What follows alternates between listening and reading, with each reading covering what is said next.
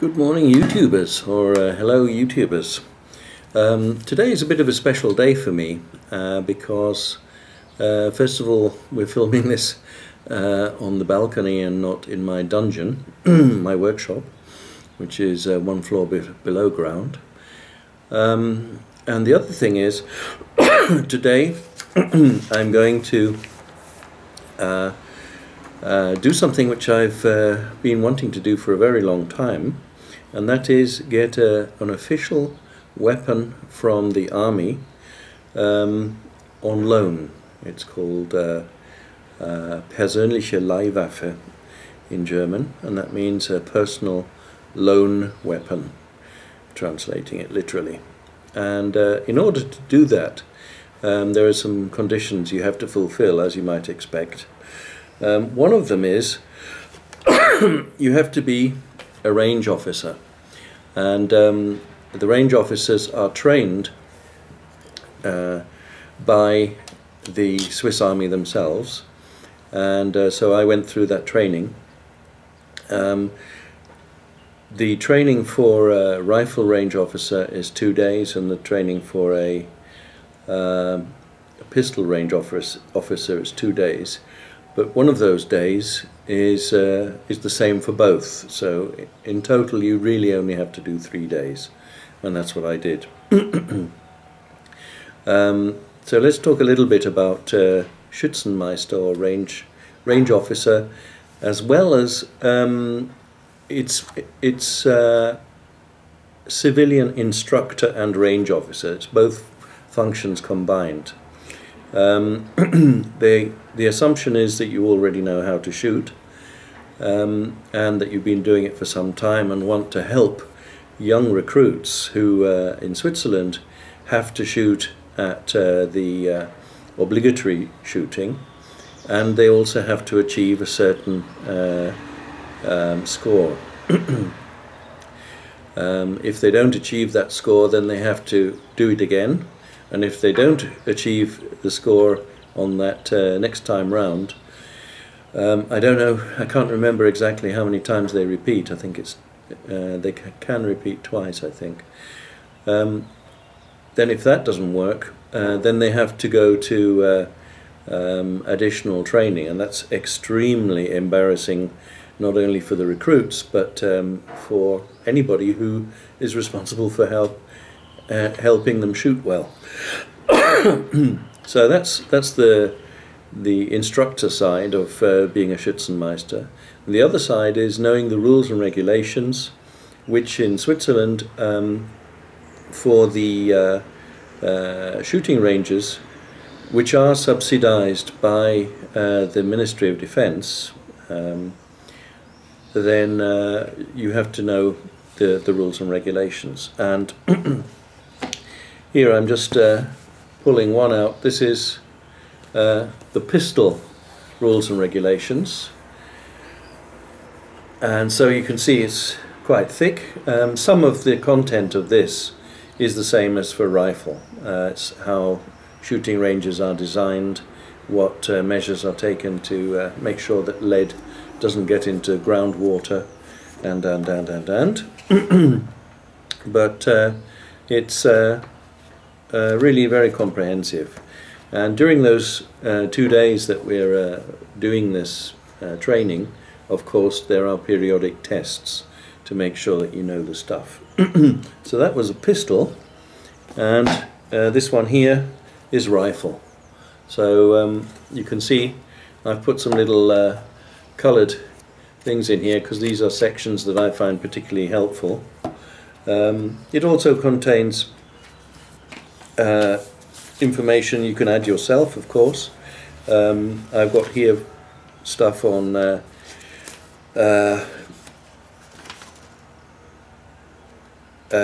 where the shot groups are have particular patterns.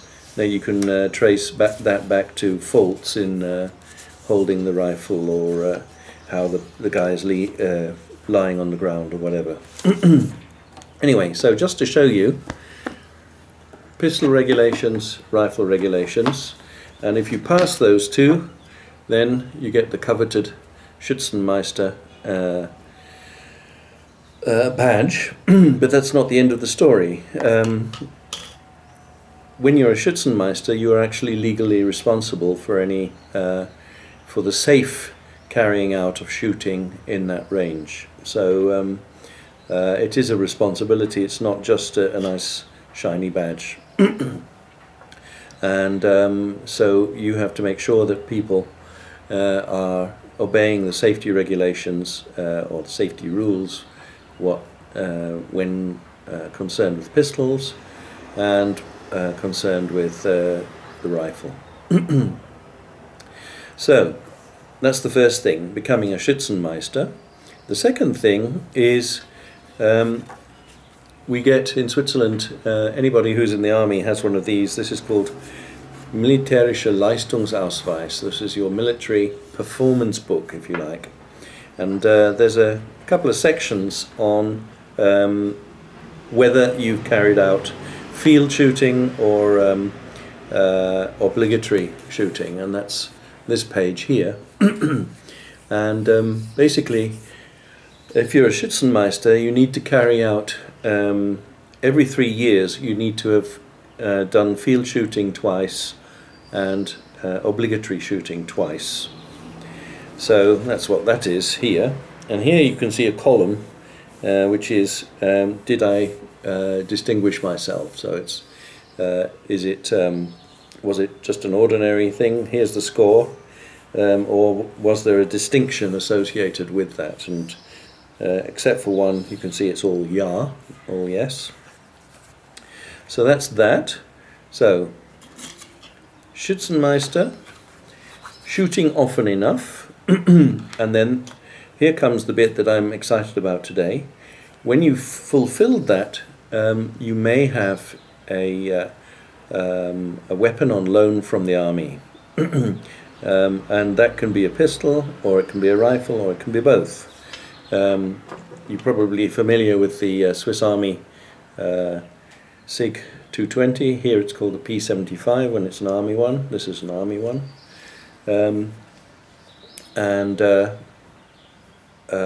It's 9mm, not 45 ACP like in the US. We also don't have the external extractor, which I think the US model has. The extractor is part of the mechanism inside, making it sound like I know what I'm talking about. And then the other thing you can get is the military version of this. This is the what we call the Stgw 90, or the Sig 550 assault rifle. And this is in 556 NATO. Here, of course, being Switzerland, we don't call it NATO, we call it 5.6, or better known as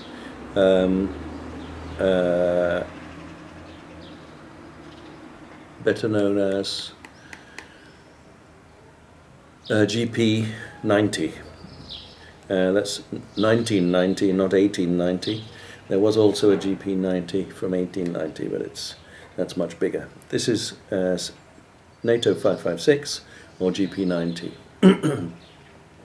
And this one is a civil one, so-called PE 90.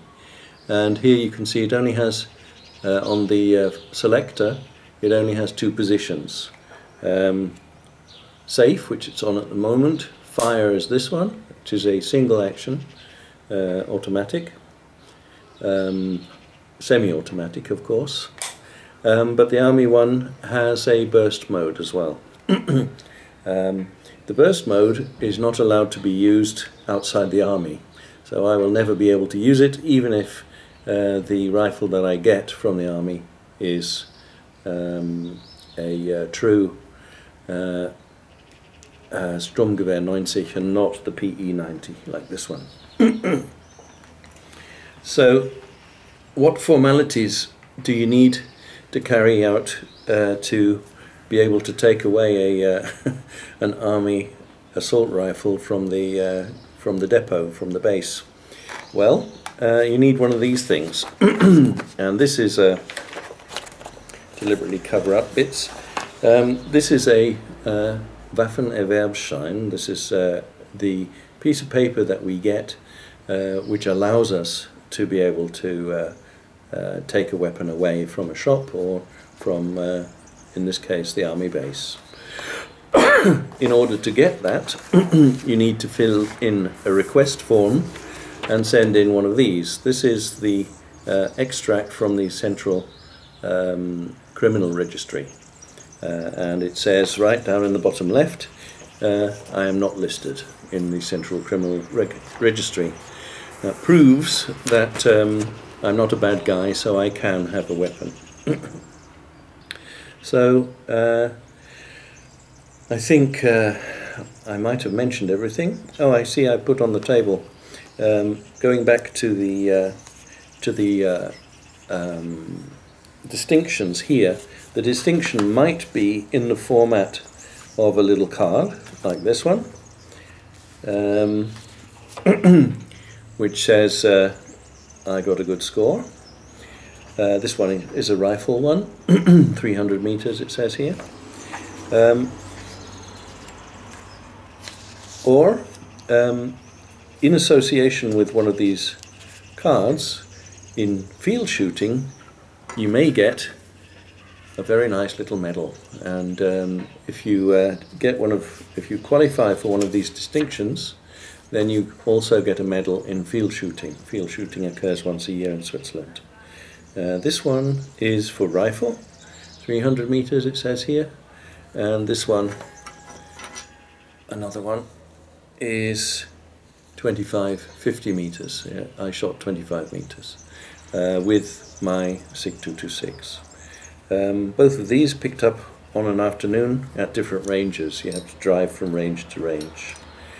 So that's what I'm excited about. It's picking up a Stgw 90 from the army base.